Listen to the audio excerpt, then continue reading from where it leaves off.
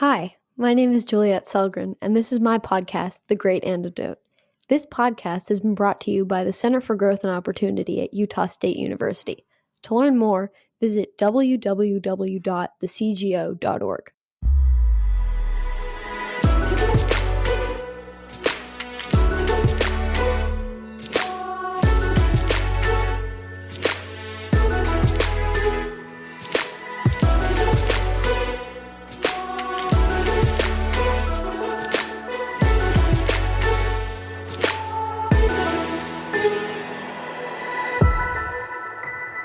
It is my pleasure today to talk to Sally Satel.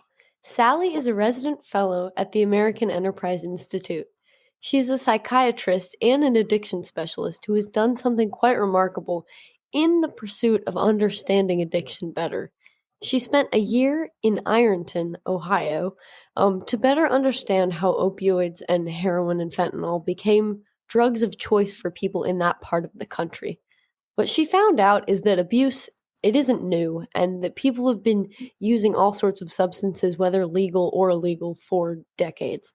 She also found out that the standard narrative about addicts isn't quite correct, and she is tirelessly setting the record straight. Welcome, Sally. Thank you so much. So, before we jump into all of that, what is the most important thing that people my age or in my generation should know that we don't?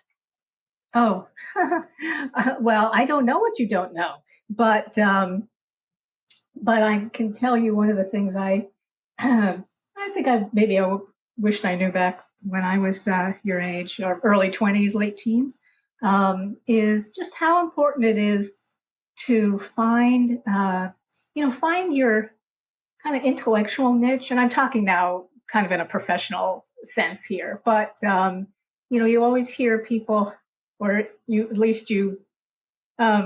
hear the commencement speeches and the inspirational talks about, do what you love, do what you love. Well, you obviously can't do what you hate and be happy, or even probably do what you're not really inspired to do and be happy. But it is more than that. You have to you just have to find an environment, the right environment to do it in. I mean, I'll just give you one example from my life, which is not very dramatic, but still, it's where I think this finally kicked in. So, as you mentioned, I'm a physician, and all doctors go through medical school.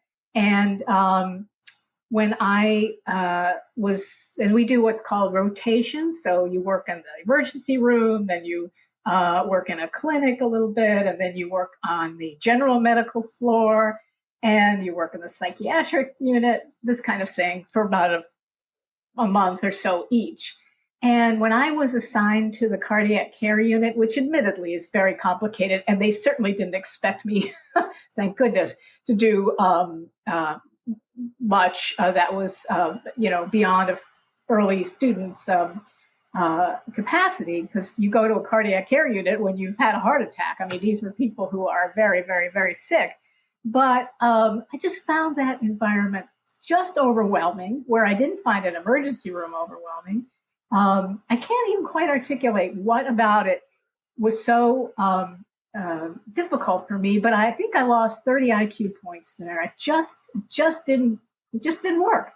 And in most other rotations, I was successful. So that may sound like not a very dramatic example, but I think if even folks who are still in their 20s and 30s, 20s, you've lived long enough to know that certain environments just elicit your talents and attract the kind of people you're most comfortable with. Not to say that you shouldn't be challenged, and working with people you're not comfortable with is an important experience to have as well, and will certainly happen throughout your life. But anyway, that's if I had to boil it down to an aphorism, it would be kind of find your fit. That is some good advice. I will definitely be keeping that in mind, especially going into college, going into all this stuff that is leading to a job. Your big wide future. Yeah. Okay. So drug overdoses have been an issue for decades. More recently, the focus has shifted towards opioids because of the increase, like the dramatic increase from like 21,000 deaths in 2010 to 50,000 in 2019.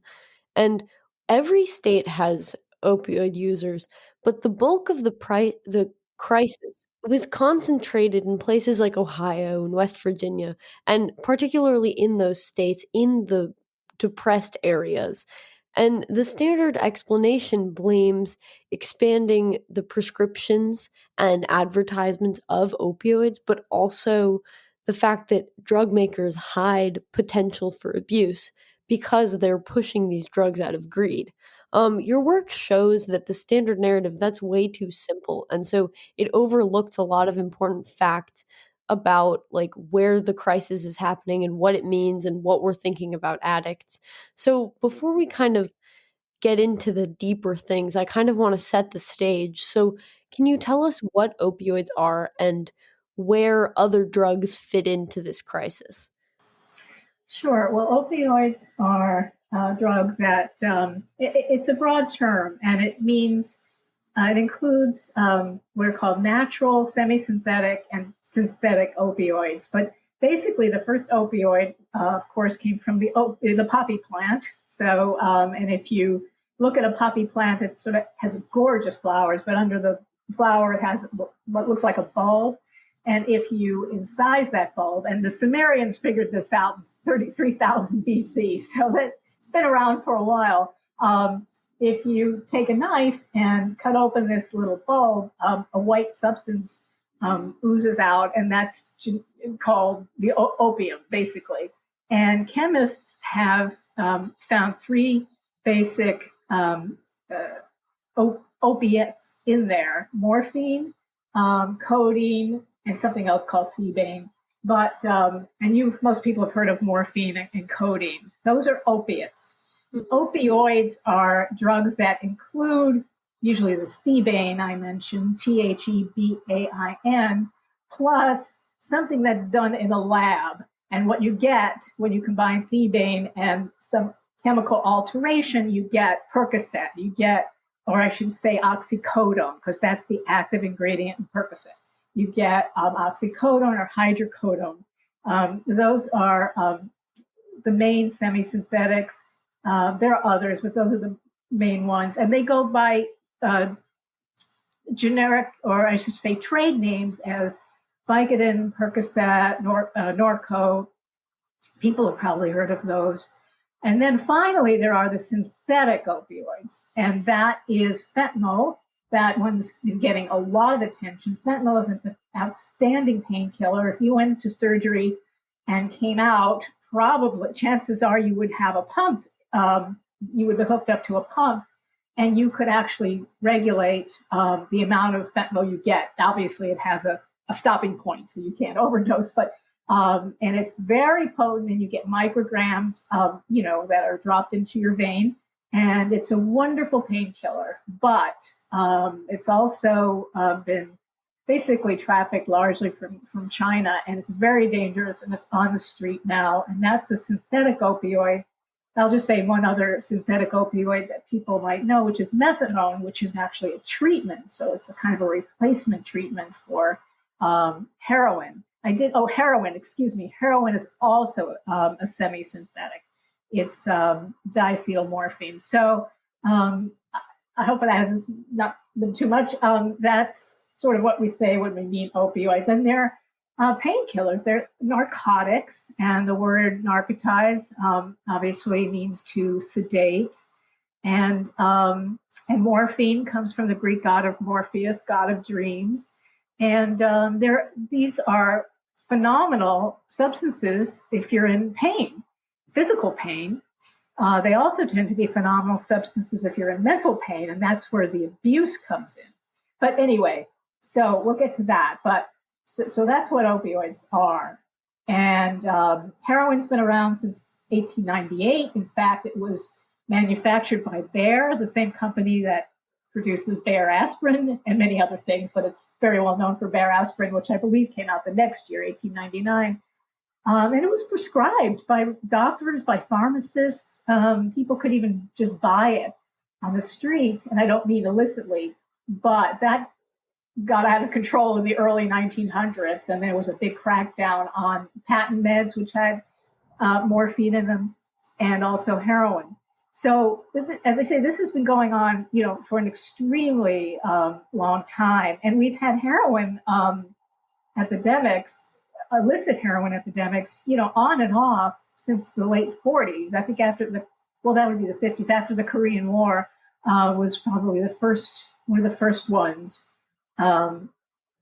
after the early 1900s. And when you look at the shape of opioid of drug epidemics, you usually find a kind of cycling between stimulants, which is cocaine and methamphetamine, and the depressants. But in this case, it's usually an opioid, which is usually heroin. Now, the fentanyl is something that's quite unique to this last phase.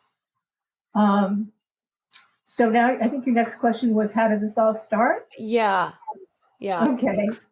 Well, it's a long story, so I'll talk for a while, but feel free to interrupt me if something's not clear or if your eyes are glazing over.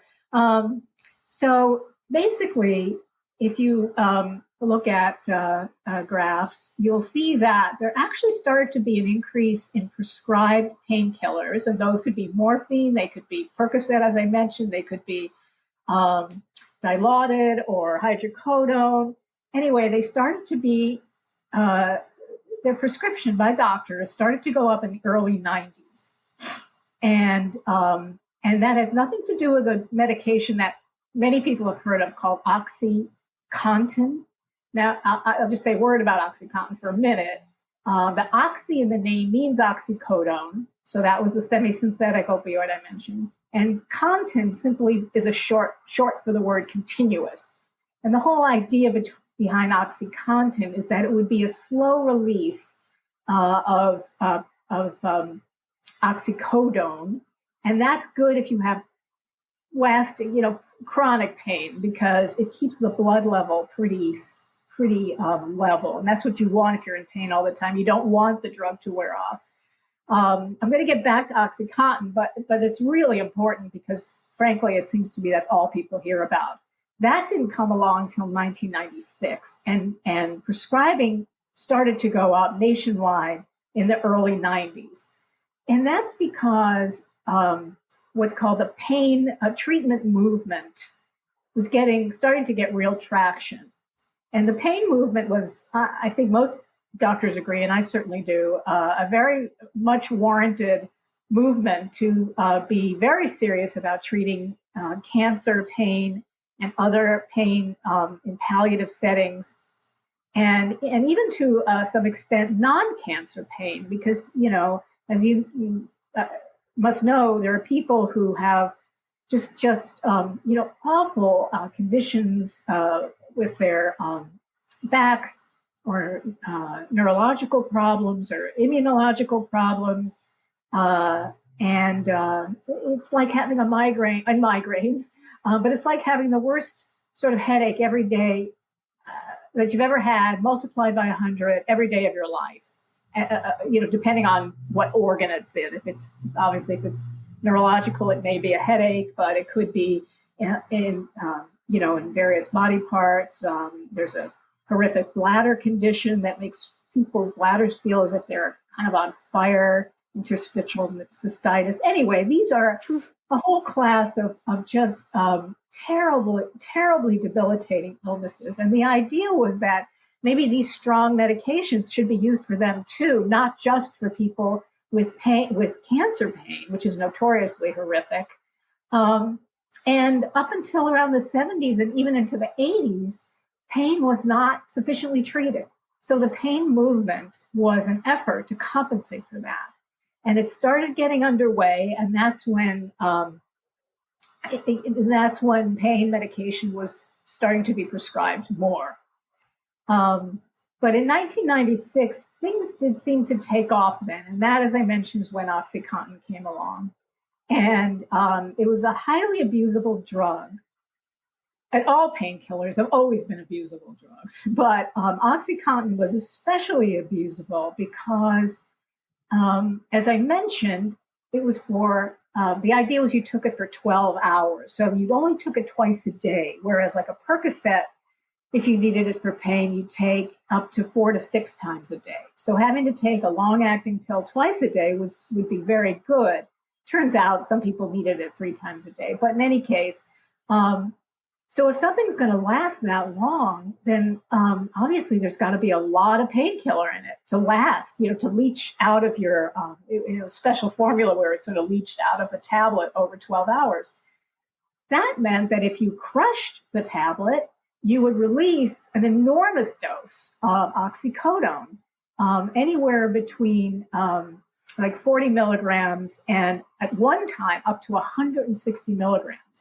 Now, compare that to a regular oxycodone pill, which was between 5 and 10 milligrams. Okay, so if you release all that high potency medication at once and snort it or inject it, assuming you're already familiar with this drug, because if you or I did it, we would probably die. But for people who've already been abusing these drugs, that was really attractive. And that's why OxyContin just took off like mad. And it took off at first in places like where I went, Southern Ohio, which is part of North Central Appalachia, and also in Central Appalachia, Kentucky being a real ground zero, and actually also up in Maine. And the probable reason for that is that these are places with mining in the case of Appalachia and logging and fishing in the case of Northeast, where mostly men had engaged in these jobs, for decades. Their dad did it, their grandfather did it. This was the family, job. Mm-hmm. These are utterly backbreaking jobs. I wish you'd get injured. They're backbreaking if you didn't get injured, but the rate of injury was high. So I'll just finish up this part by saying it wasn't unusual for doctors, especially in very small rural towns where coal mining was the sole job, to give these medications out very, very freely, in kind of the way, you can think of an NFL coach, medicating the guys, get out there, you got to get out and play, Well, if you didn't work, if you didn't go to your job in the coal mine, you could be fired. And there was no disability. These were days, before good union intervention. And so if the guys didn't work, they didn't get paid, or they could get fired. So there was an enormous pressure to take the medications. Plus, the doctors who were prescribing those pills were employed by the mining companies. So there was a great familiarity with taking these drugs in these areas. So that when OxyContin became available, it was really no big deal to in a way, to change doctors' minds. They didn't need, doctors in those areas were not suffering from what's been called opiophobia, a fear that everyone would get addicted if they gave them opioids, because they were using them for so long. So that's I think a persuasive explanation for why it kind of started there. But by now it's, over the years, it migrated to all over the country, opioid abuse. And I'll just say a final word about what's considered the 3 phases of the current opioid epidemic, which is not over. That it started with prescription pills. They were prescribed for many patients, but they were also diverted. Some of those patients sold their medications. Some of those patients had their medications stolen. Also, there was just a lot of diversion from the trucks that would bring them to the pharmacies. The pharmacies, some of them were not that careful. It became a real underground drug as well. So opioids were considered to be, these prescription pain relievers figured prominently in opioid deaths up until around 2011. And I should add that almost most people who overdosed and died from an opioid also had other substances in their bodies at the time, alcohol or Valium type drugs. So reinforcing the idea that it wasn't that common for your average person who never used an opioid before to start a habit. Then it happened, but it wasn't the common story. So the second phase was heroin. That came in around 2010 because there was a real crackdown on the prescribing. Doctors became much more careful. These so-called pill mills, which were really shady doctors' offices where a person could come in and say, "Ooh, my arm hurts," and walk out with like 100 pills with cash. Those were shut down. The DEA really got serious about those. And then heroin moved in to fill that vacuum because now folks were addicted and they wanted opioids. And then around 2014, fentanyl, which is about 100 times as potent as morphine and 50 times as potent as heroin, started coming in and causing many more overdoses, and are now probably responsible for about three quarters of all opioid overdoses. So let's talk now about the idea that addiction is a disease of the brain. In your recent piece, Dark Genie, Dark Horizons, The Riddle of Addiction, Dark Genie in the title comes from a metaphor used by Anthony Bourdain, who was a longtime heroin and cocaine user. And you write, quote, "I'm a physician, yet I too am hesitant to call addiction a disease," end quote. You continue by writing, quote, "While I'm not the only skeptic in my field, I'm certainly outnumbered by doctors, addiction professionals, treatment advocates, and researchers who do consider addiction a disease," end quote. Why do you think the majority of doctors or health professionals have settled on the idea that addiction is a disease, specifically one in your brain, like a neurological disease? And what role did funding from the National Institute on Drug Abuse, like what role did that play in making this definition such a central piece of the fight against addiction, I guess? Well, the National Institute on Drug Abuse, which is part of National Institutes on Health, its director back in 1995 really came up with this idea that this formulation that addiction is a chronic and relapsing brain disease. That was the big formulation, and is still clung to very vigorously this many years later by subsequent directors, and it's been picked up. I mean, it's basically, I think, accepted as the definition of addiction.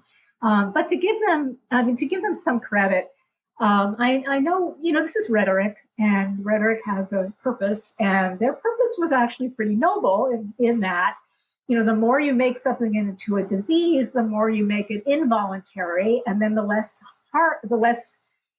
likely it is for people to blame the person who's manifesting this condition. So the idea was to try to soften the stigma against drug addiction. I don't know that we should soften the stigma against drug addiction. You certainly understandably want to soften it against people who are struggling with addiction because you want them to get help. So I understand that. And they also really wanted to get it out of the kind of out of the realm of the criminal justice system. So, in other words, this isn't a crime. It's not a sin. It's something that needs treatment. And I'm actually quite sympathetic to that. But I think you lose a lot when you turn addiction into a brain disease. And actually, it's the brain disease part of it that has bothered me much more than disease. I mean, there are certainly disease elements to this. It's certainly a pathological behavior to be using drugs to excess, not to be using drugs, but to be using drugs to excess to the point where it's compromising your life. You're missing classes, you're missing work, your wife is about to leave you, your kid starts to hate you because you don't come to any of his, ball games. I mean, your health is now compromised. You spend too much money. Now you have a criminal record. I mean, that's a lot to sacrifice for a drug. And so it's such a paradoxical and seemingly irrational behavior that it can appear to be kind of disease-like. So I get that.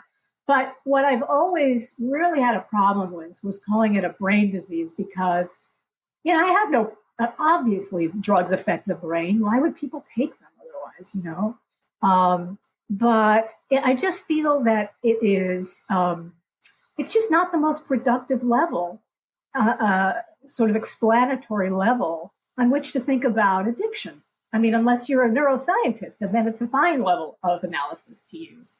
But there are other explanatory levels that give us much more insight into why people do what they do and how to help them. And those are the psychological level. Why do people use drugs? And The environmental level. Why do they use drugs in this situation and not that one? And so, and the behavioral level, what about situations where you're surrounded by other people using, and then you effectively have some kind of Pavlovian response to drugs? Well, that's really important, understanding it from a conditioned behavior standpoint. These are all really important, and I think they get flattened when we think about addiction, or are encouraged to think about it from a strictly neurological level.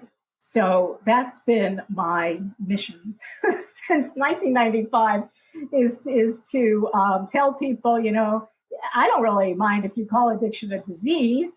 I prefer you don't call it a brain disease, because you're shortchanging it. It's complexity. But if you want to call it a disease, you have to understand the kind of disease it is. And unlike, God forbid, cancer or juvenile diabetes, things like that, uh, or pneumonia, where you could be in a coma and I could give you medication for pneumonia, and you'd wake up 3 days later and you wouldn't have pneumonia anymore. But there's no way that a person with addiction can be treated and not be at the same time motivated to change behavior, change his thinking, change his life usually, um, and get better. It's just not that kind of disease. So the kind of disease it is one that people engage in for reasons, even though they often fight against those reasons. And it's usually a vast kind of unhappiness, which takes lots of different forms. If you read addiction memoirs, the theme that seems to be prominent is self-loathing, and maybe that's just in people who can write memoirs, and or child abuse, horrible traumatic experiences, just despair. My life will never get better, on and on. So you want to be kind of oblivious, understandably, or get pleasure in any way you can. But that goes to the kind of disease it is. It's one that people use for reasons, and unlike a classic brain disease like a brain tumor, or Huntington's disease or Parkinson's, it doesn't respond to contingencies. And we know that addiction responds to contingencies all the time, because everyone who's ever come into my clinic has come in because something bad happened, that litany I mentioned before, the wife leaving, the kid hating them, the boss going to fire them. If you had a disease, if I had a brain tumor or breast cancer or something, it doesn't matter who's going to leave me or who's going to fire me or who hates me. That disease has an autonomous process that doesn't respond to such contingencies. Also, it means, and we've got tons of research on this, that if you reward people who abuse drugs or are addicted to drugs, you offer them incentives like cash or any kind of a reward, which has to be delivered quickly, because you can't delay a reward if you want behavior to change. People will cut back or stop their drug use. So again, if I had a brain tumor, you could tell me, I'm going to give you $1 million if your brain tumor doesn't expand, or if your Alzheimer's doesn't worsen and your disease, your memory doesn't deteriorate. I'm going to give you $1 million if your memory doesn't deteriorate, or I'm going to shoot your dog if it does. That wouldn't matter. But addiction is the kind of condition, even though there are brain changes, there's no question, that still can respond to these contingencies. Yeah, I feel like I understand. It's kind of a gain in terms of, well, at least now addicts are not seen as criminals or something like that. But the brain thing, other than just being wrong, I feel like there are consequences to that. So can you kind of tell us what the main consequences are of calling it a disease, and not only a disease, but a disease of the brain? Well, I think it makes some people actually cynical because they know that there's a lot of purposeful action that folks undertake, in the course of even being addicted. For example, refusing treatment. Here, I am giving you a way out, and yet you still prefer to use drugs. Now, I understand that because I think the person doesn't believe that the treatment will work, or they just can't even imagine not having their drugs. I get that, but the other, in addition, there are other consequences, and again, many psychological studies have borne this through that the more you describe a condition as neurological or genetic or something that sounds kind of immutable because it's out of your control, the more pessimistic the public is that you will ever get better, and the more afraid they are of you. Now, fear is different from stigma. I mean, it's different, to see, let's say, I'm sure most people have walked by, if you live in a city, especially, a homeless mentally ill person, and the poor guy or woman is raving, and yeah, you cross the other street because you're a little scared he could or she could lash out, but you're thinking to yourself, oh, that poor person. You're not thinking, oh, what a jerk, or, get them out of my sight. You're thinking, one hopes, you're thinking, oh, that poor person, I wish there were better treatment available. I wish his family could maybe take him in. I would, whatever. It's a sympathetic response. So while calling addiction a brain disease doesn't necessarily mean people don't have a sympathetic response, but it means that they are more afraid of addicted people as well. Does it do anything in terms of changing the way that addicts view, I don't know, outcomes in terms of not only like treatment, but their role in their addiction?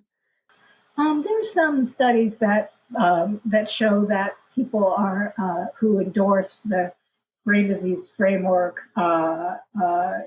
do feel less. The phrase is self-efficacious, but they do feel less empowered to help themselves.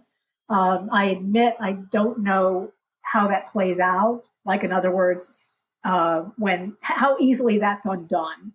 I mean, I could imagine that they could talk to a different therapist or talk to me, and I could, you know, hopefully they wouldn't see it that way. But they might be hopeless because they have no faith in themselves, or because they never saw any of their other friends benefit, or as I said before, they just don't even want to be without their drugs.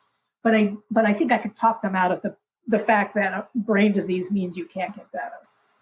Um, okay, so kind of talking about Ironton, um, what made you move there? And I guess, I don't know, did you have any, not necessarily fears, but did you think there was something you were missing out on by working at a methadone clinic in DC, helping with the opioid crisis there?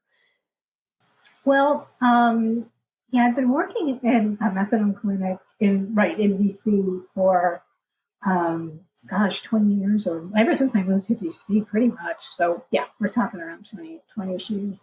And, that's urban addiction. And I should say, in a way, addiction is addiction, just like if you broke your leg, the agony would be the same on the moon. If you were diagnosed with cancer, that would still be as devastating no matter where you were. So there are human universals, for sure. But the patients that I saw, and this is true of most inner city addict population, did not start with pills. In fact, they were much older. The average age in my clinic was in the 60s. They didn't start with pills. They started with heroin. They often started injecting as opposed to snorting, which is how most pill abusers, will start out abusing it. So that was different. And so I didn't quite, right. So I couldn't quite appreciate that.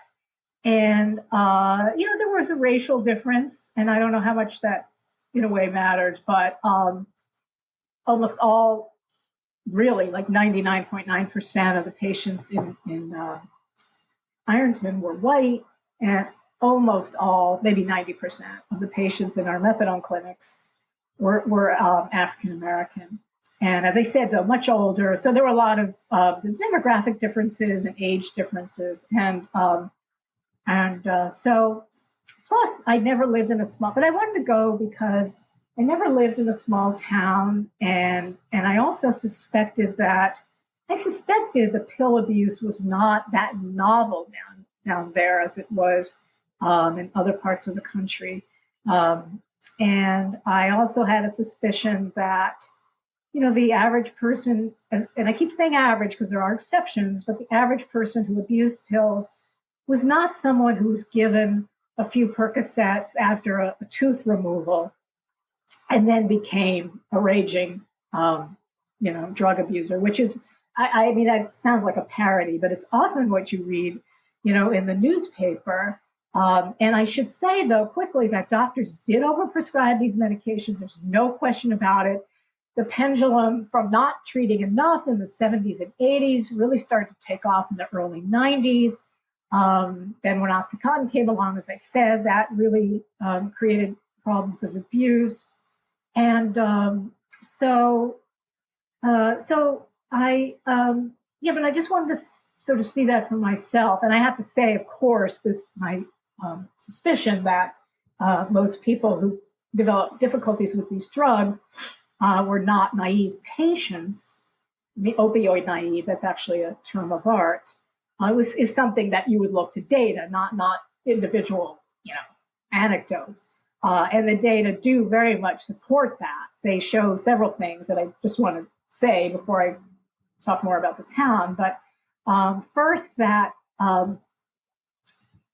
very few people get addicted to these medications if they're given in the short term. So as I said, if you've had, a severely sprained arm and your doctor gives you some Percocet, chances are very low that you will even finish the prescription and sometimes even pick up the prescription.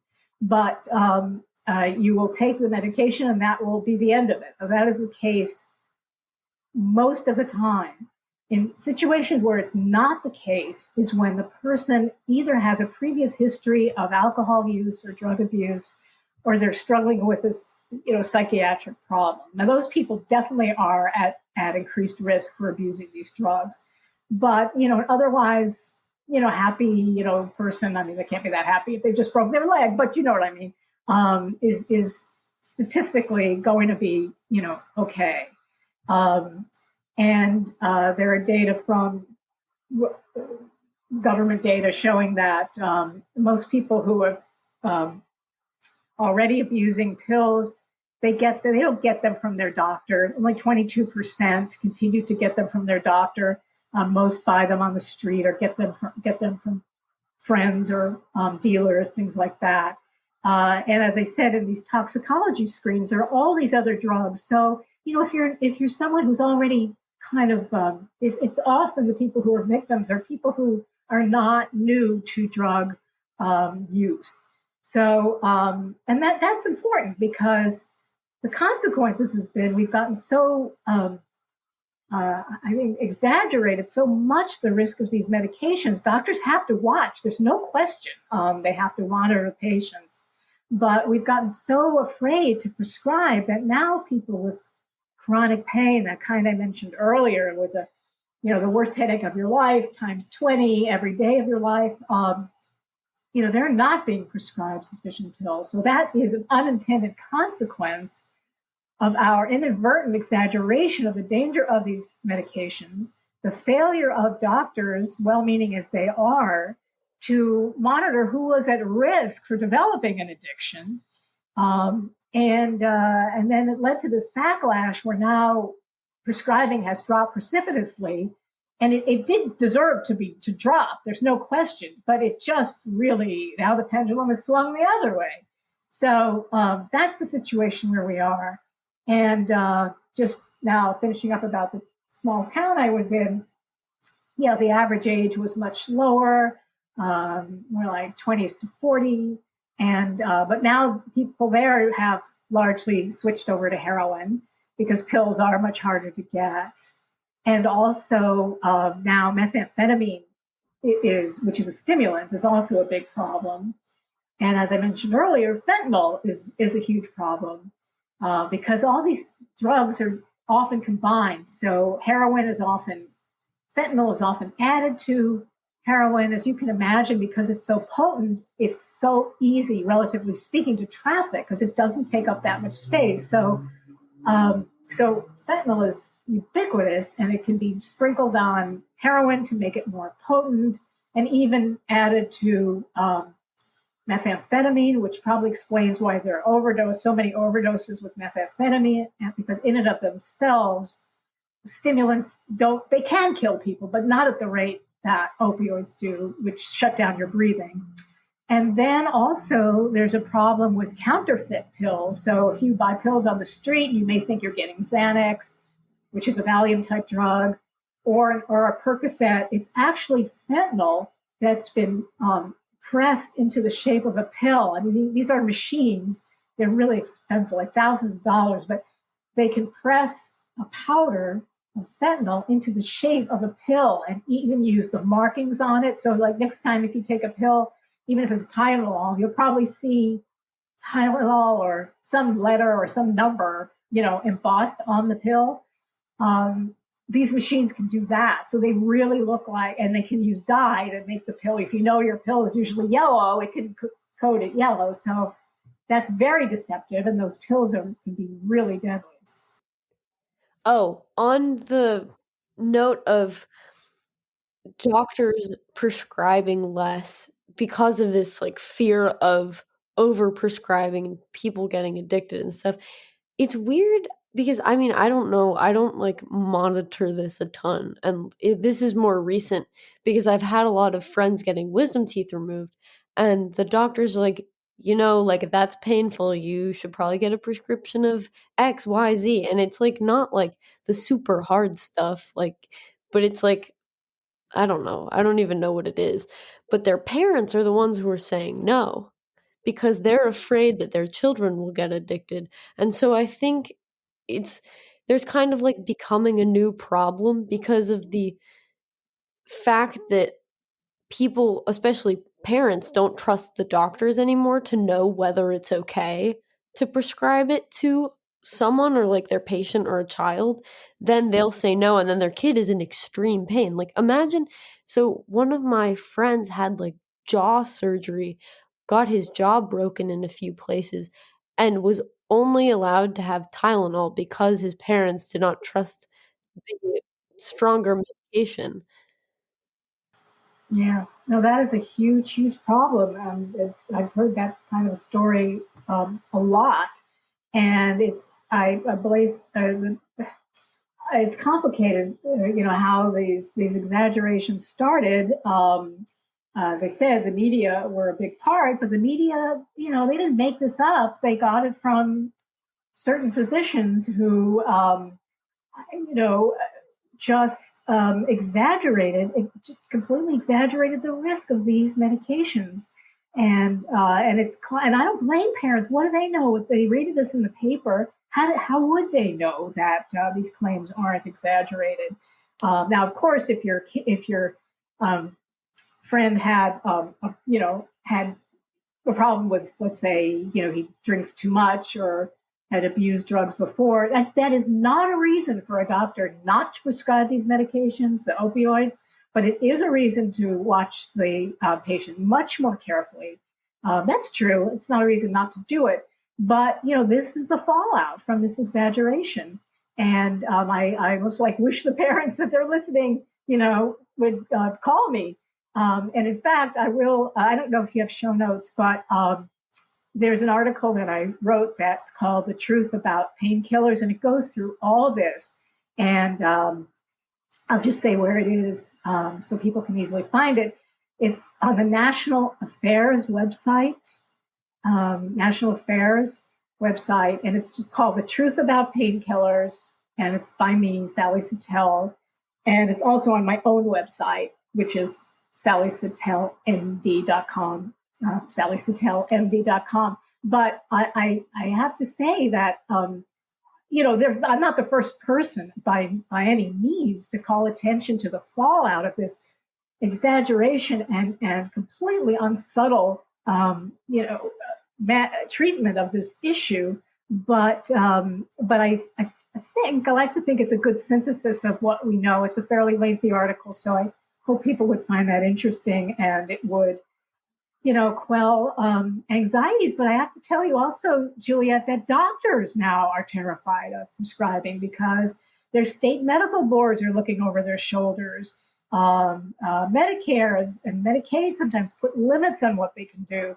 Pharmacists now actually sometimes second guess the doctor and say to the patient, you don't really need that, which is unfathomable. For what it's worth, I should say, pharmacists are protected by DEA law. If you walked into the pharmacy and you were stumbling and slurring your words and you handed a prescription for Percocet, they do have the right to exert the judgment not to give it to you. It's like a bartender, not filling a shot glass of someone who's already half passed out. So they do have that right. But, there are examples of pharmacists just being, completely just arrogating way too much power to themselves and discretion, not even calling the doctor. There are a lot of horror stories here, to be sure. Yeah, I think you describing it as a pendulum is like the perfect way to describe it because it went too far in one way and now it's going like completely in the other direction. Okay, so I mean, with the machines that press powder into pills that are not the actual pills, but like different things that are worse or more deadly or anything, what that seems like that is not good for the people who are struggling with opioid addiction to like pills and prescriptions. So then it seems like maybe the method of cracking down on prescriptions is not necessarily, it's not that, I mean, it's something, but it doesn't seem like it's necessarily the best solution if it's pushing people towards heroin, right? You're exactly right, and this is a age old tension that the more you crack down on drugs, the more you encourage more potent forms of them to be trafficked. Uh, and that is a big problem. Now, there are ways, certainly, but on the other hand, you certainly understand, you don't want these drugs floating around and then kids could get a hold of them. I mean, young kids, and easily overdose and die. And also, it makes perfect sense in some way that you don't want people using them. So you make them harder to get. But as you pointed out, there are these unintended consequences, which is that people switch to more dangerous forms of drugs.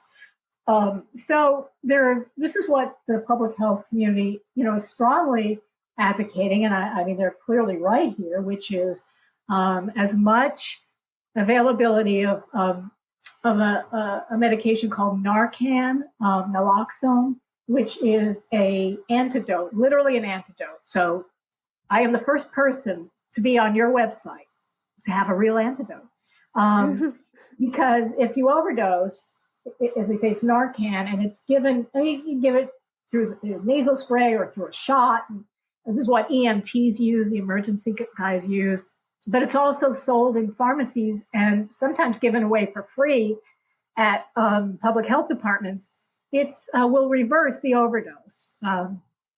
The molecules of naloxone will literally throw the opioid molecules off the opioid receptor of your brainstem, which is your breathing center, which is where all the action is. And you will wake up and you will not be happy because you'll be thrown into withdrawal, which is what happens when opioids stop. I mean, people go into withdrawal anyway when their heroin is wearing off, but this is an intense form of that withdrawal, but they will be alive. And so the idea is to have Narcan literally on street corners. And I think in some places where there's really heavy use, I definitely think in Vancouver, which is British Columbia, but and there's terrible drug problems there. There are literally like little stands where there's Narcan available, but people are encouraged to carry it with them, use it on their friends, not to use, like if you're with your friend and you're going to use heroin, both of you do not shoot up at the same time or snort at the same time. I watch, the other person go first so that if, God forbid, it's much more potent than we expected, I'm there with the Narcan to save you, okay? So Narcan will save you. Fentanyl makes the Narcan harder to work because it's so potent, and you might need several shots of it or several sprays of it. But anyway, there's Narcan, and then there's a great push to get people into drug treatment. And the good news about opioids, as opposed to like cocaine, if that were your problem, is that if opioids are your problem, we really do have good, what's called opioid replacement, opioid substitution drugs. And that's methadone that I mentioned before. Usually drink it. It does come in pill form, but it's usually distributed as looks like pink Kool-Aid in a clinic, or there's something called buprenorphine, which is a pill, or sometimes it's like also a strip you can put under your tongue. And these themselves are FDA approved opioids, but they release the medication is far longer acting, and it's a substitute. So people don't go into this withdrawal, because when people stop and go into withdrawal, even if they keep saying they want to quit, it makes it much harder. The withdrawal is just very, very uncomfortable. Mm-hmm. Now, some people cold turkey it out. They do. A lot of people cold turkey it. But a lot of people just can't tolerate it. So they keep using and using and using. And if they can start these medications, at least they can stop the cycle and then start, treatment, which is a long-term process, because it really means you have to redo a lot about your life to get to a point where you don't feel you need these need these drugs. Yeah, those sound like possibilities. I mean, it's what we've got. Yeah. Well, there's that, or not make, or have a world where people don't want to use drugs in the first place. Or I don't mean, again, use them. I mean, use them to excess, to the point where they're ruining your life. Yeah. And that's a harder project, and that goes way beyond psychiatry. Yeah, that's a mission that, if it ever gets accomplished, it will take a very, very long time to get there. So okay. A last question before, like, a wrap-up question. What is the difference between dark genie addiction and dark horizon addiction? Yeah, thanks. I made up those terms, and you alluded earlier to Anthony Bourdain, who's just a wonderful, tragic man who had this CNN show, Parts Unknown. He was like travelogue, part cultural immersion, part cooking, and he killed himself. Was it 2017 or 18? But it was awful. And but he looked like his life was going well. And during one of his episodes, he met with some people who were addicted to drugs in a small town in Massachusetts. And, like the story, so many other places, the big industry is shut down and the economic situation is dire. And then the social fabric starts to fray, and people are in this quote unquote deaths of despair mode. And so there was a lot of people who were using heroin and pills. I think this was taped in 2014. And so they were all going around the room saying why they used drugs. And when it came to Anthony Bourdain, he said, I wish I had the quote in front of me, but something like, I'm not sure quite what it was about me,